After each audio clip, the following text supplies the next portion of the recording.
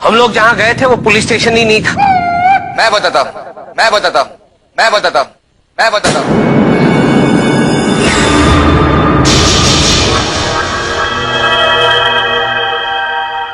आज से आपके कंपनी के अकाउंट्स भी मेरे नाम पे है।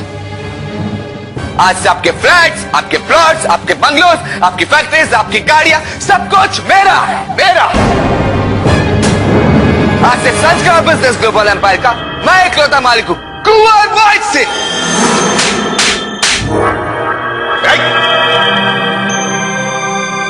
पल्लवी, इस थप्पड़ की गूंज तुम्हें ही नहीं, तुम्हारी पूरी फैमिली को सुनाई देगी। याद रखना, ये तो शुरुआत है। चैन से जीने नहीं दूंगा तुम लोगों को।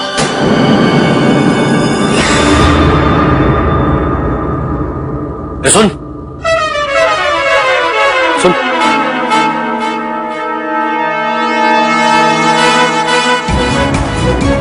माना मैंने झूठ बोला, लेकिन मेरे झूठ में और तेरे झूठ में जमीन आसमान का फर्क है।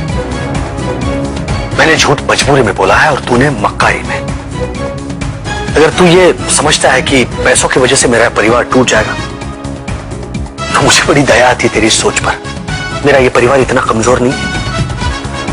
असली रिश्तों से भी ज्यादा असली है ये रिश्ते। आज के बाद मेरा एक ही मकसद होगा, तुझे असली और नकली की पहचान कराना।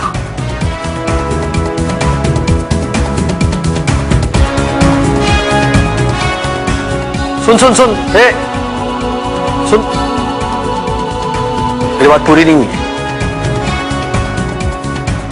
फिल्मी एग्जाम्पल देने का बहुत शौक है ना तुझे? एक फिल्मी सीन दिखा दो।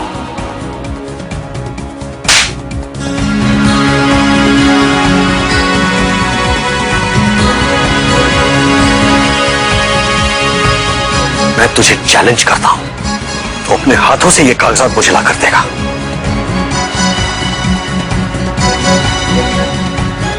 जा, घर जाकर इस थप्पड़ की गूंज सुन। मुझे ऐसे खेल खेलने में बहुत मजा है। अब शुरू होगा असली खेल। जा।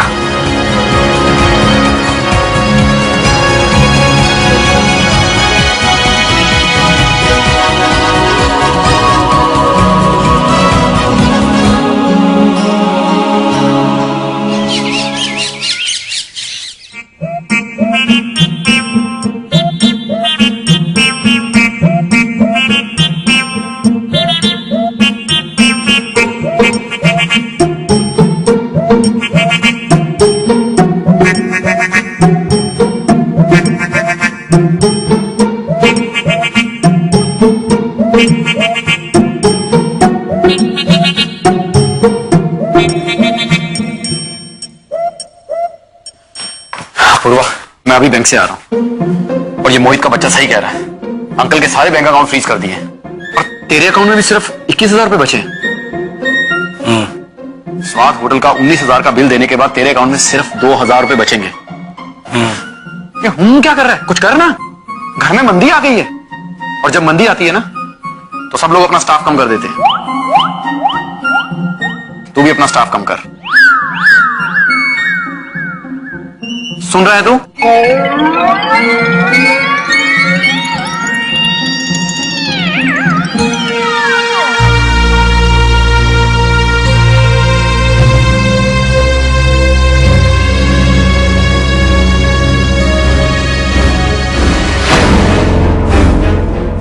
आज से आपके फ्लैट्स, आपके प्लॉट्स, आपके बंगलोज, आपकी फैक्ट्रीज, आपकी गाड़ियां, सब कुछ मेरा है, मेरा, मेरा। आज से संस्कार बिजनेस ग्लोबल एम्पायर का मैं इकलौता मालिक हूं, कुंवर वाइट से।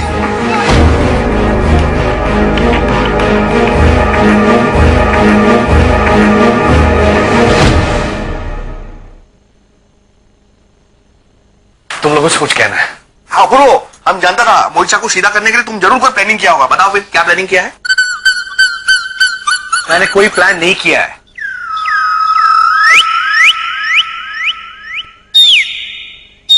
देखो, तुम लोगों के सामने सच्चाई आ चुकी है।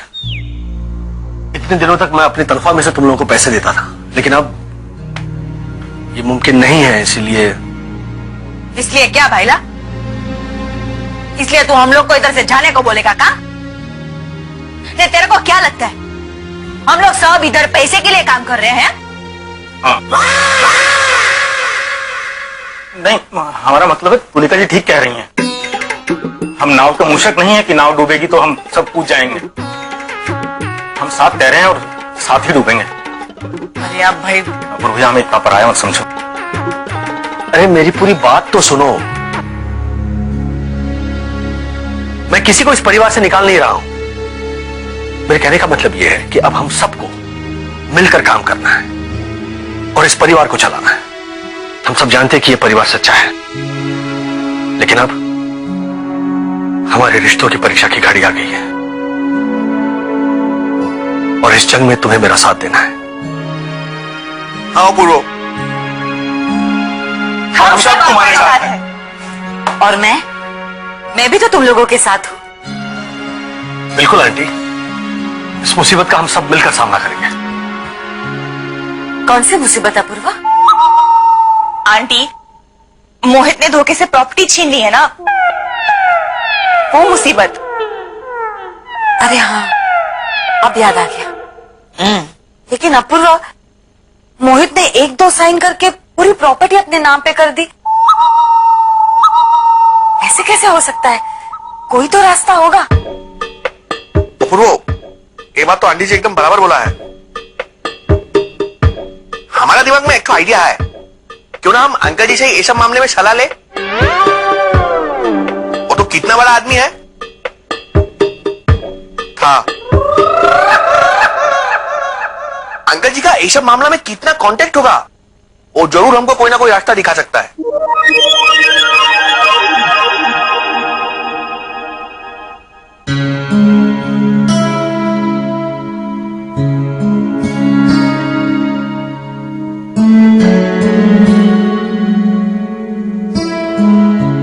नजर लग गई, हमारे इस घर को किसी की नजर लग गई। समधन जी जब से यहां से गई हैं, तब से हमारा बुरा वक्त शुरू हो गया है। मानो जैसे हमारे घर की लक्ष्मी ही चली गई हो। हो गया सो हो गया। किंतु अंकल जी, हम लोग ऐसा हाथ के ऊपर हाथ धर के तो नहीं बैठने सकता है।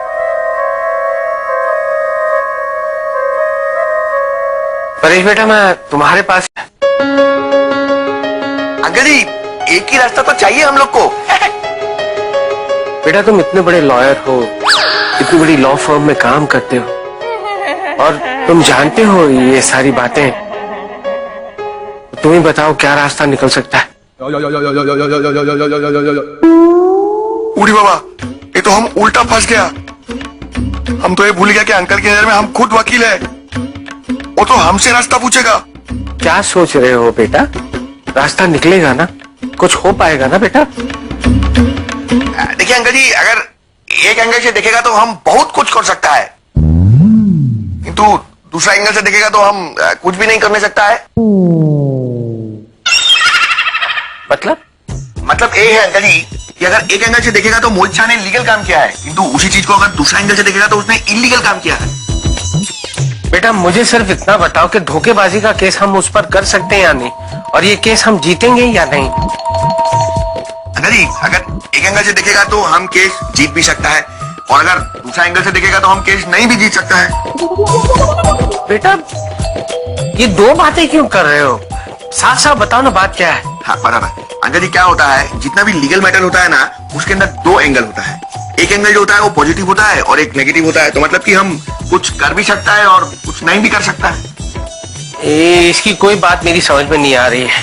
अंकल, परेश भैया के कहने का मतलब ये है कि कानून में बहुत सारे लूप होल्स होते हैं। बड़े बड़े वकील वो भी इस चक्रव्यूह में फंस जाते हैं। बराबर बोलता है। ये ही कहना चाहते हैं वो, है ना? हाँ, तो इसी का फायदा उठाकर मोहित ने हमें धोखा दिया है, इन्हीं लूप होल्स का। वही तो। नहीं छोड़ूंगा उसे, उस झूठे इंसान को मैं कभी नहीं छोड़ूंगा। मुझे इस बात की तकलीफ नहीं है कि मेरी सारी प्रॉपर्टी चली गई। तकलीफ तो मुझे इस बात की है कि मेरा सच उसके झूठ के सामने मुझे हारता हुआ नजर आ रहा है, और ये मैं कभी बर्दाश्त नहीं कर सकता। हम ये केस लड़ेंगे और जरूर लड़ेंगे।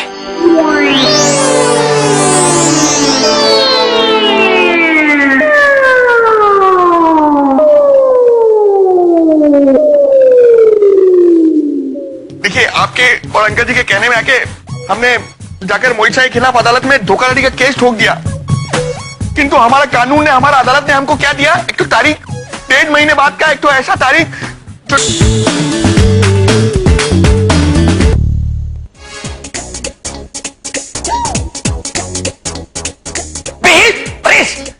तू क्या कर रहा है? तू जाना बाहर से एंट्री ले जा। बस बस बस, तो हो गया 2 मिनट। परेश, तू बाहर जाके एंट्री ले फटाफट। चल चल चल, जा जा जा। डायलॉग याद है ना? अरे अपूर्व, तुम टेंशन मत लो। अंकल जी के सामने में ऐसा मजबूत एक्टिंग करेगा कि अंकल जी का कानून के ऊपर से विश्वास ही उठ जाएगा। हाँ ठीक है, जाओ। जाता जाता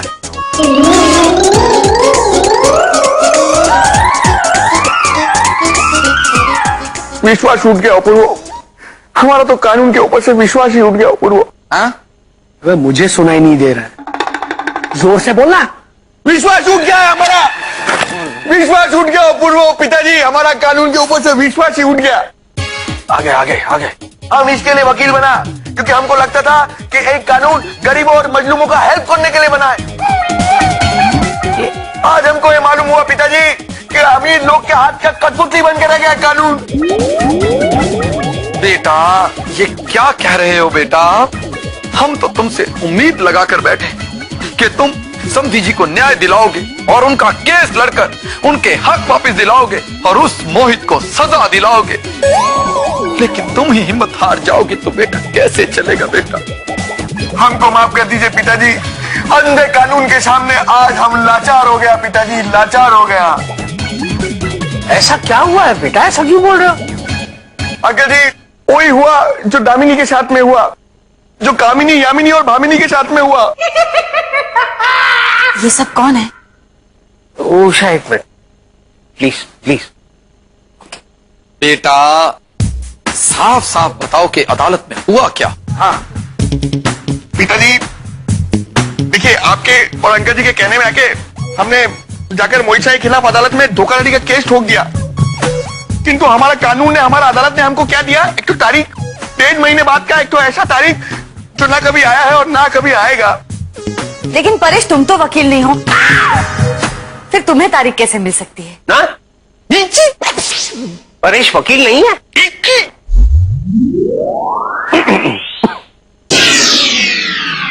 डॉक्टर डॉक्टर आंटी, परेश भैया को डॉक्टर समझती है और पंकज भैया को वकील समझती है।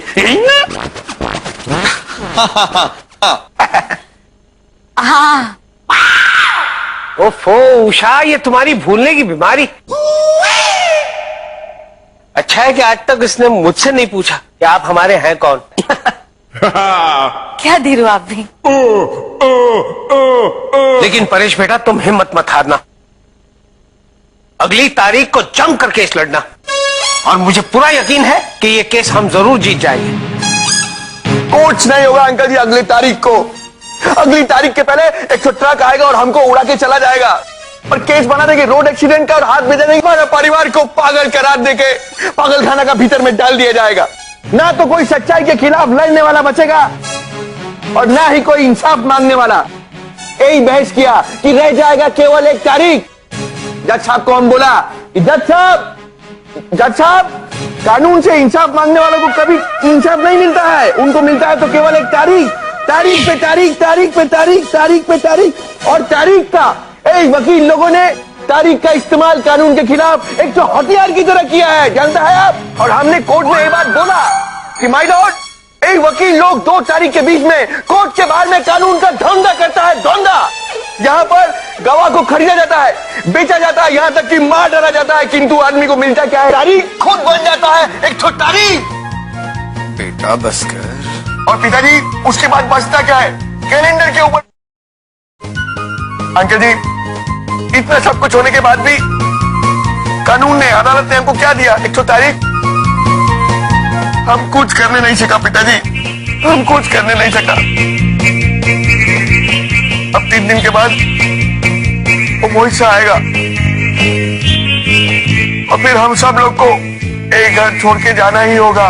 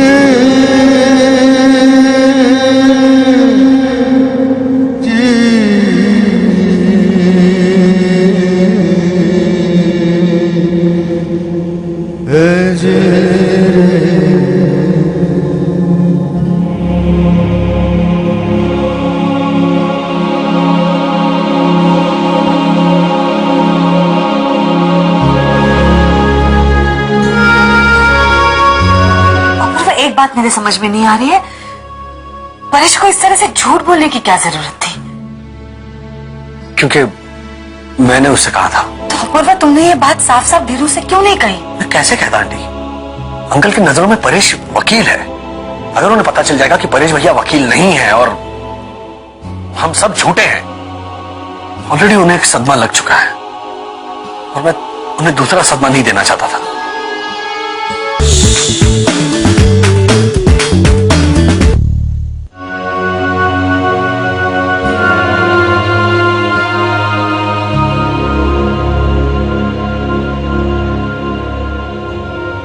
आंटी, आपको किसी बात का बुरा लगा?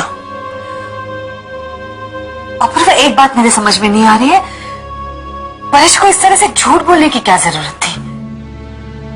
क्योंकि मैंने उससे कहा था। तुमने? जी, मैंने अंकल के साथ कोई चीटिंग नहीं की आंटी, और परेश ने भी जो कुछ कहा है वो बिल्कुल सच है। हाँ, उसके कहने का तरीका गलत है। मतलब? एक्चुअली आंटी, मैंने अपने एक वकील दोस्त के जरिए कोर्ट में मोहित के खिलाफ ऑलरेडी केस फाइल कर दिया है और कोर्ट ने सचमुच 1.5 महीने बाद की तारीख दी है। यही बात मैं अंकल तक पहुंचाना चाहता था, तो मैंने परेश के जरिए बात पहुंचाई। पता नहीं इस केस का रिजल्ट कब आएगा, क्योंकि रिजल्ट आने में तो बहुत वक्त लगेगा और रिजल्ट हमारे फेवर में होगा कि नहीं ये भी पता नहीं। तो अपूर्वा, तुमने ये बात साफ साफ धीरू से क्यों नहीं कही? मैं कैसे कहता आंटी? अंकल की नजरों में परेश वकील है। अगर उन्हें पता चल जाएगा कि परेश भैया वकील नहीं है और हम सब झूठे हैं, ऑलरेडी उन्हें एक सदमा लग चुका है और मैं उन्हें दूसरा सदमा नहीं देना चाहता था।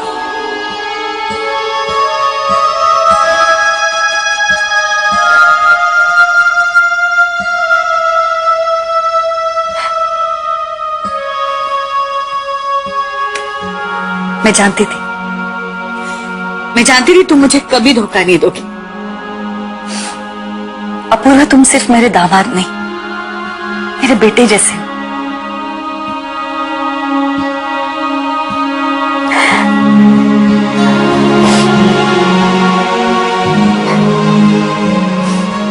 I am so lucky aunty, मेरे पास एक नहीं दो माएं हैं।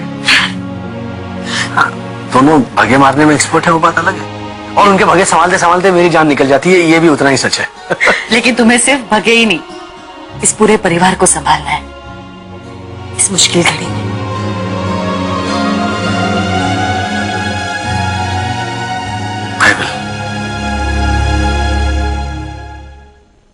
अपूर्व, कितना खुशहाल है परिवार हमारा है। ऐसे परिवार के साथ तो हम कहीं पे भी रह सकते हैं, एक झोपड़े में भी रह सकते हैं। बिल्कुल। अरे झोपड़े में क्यों धीरू? पंकज का इतना बड़ा हॉस्पिटल है, हम लोग वहां भी तो रह सकते थे।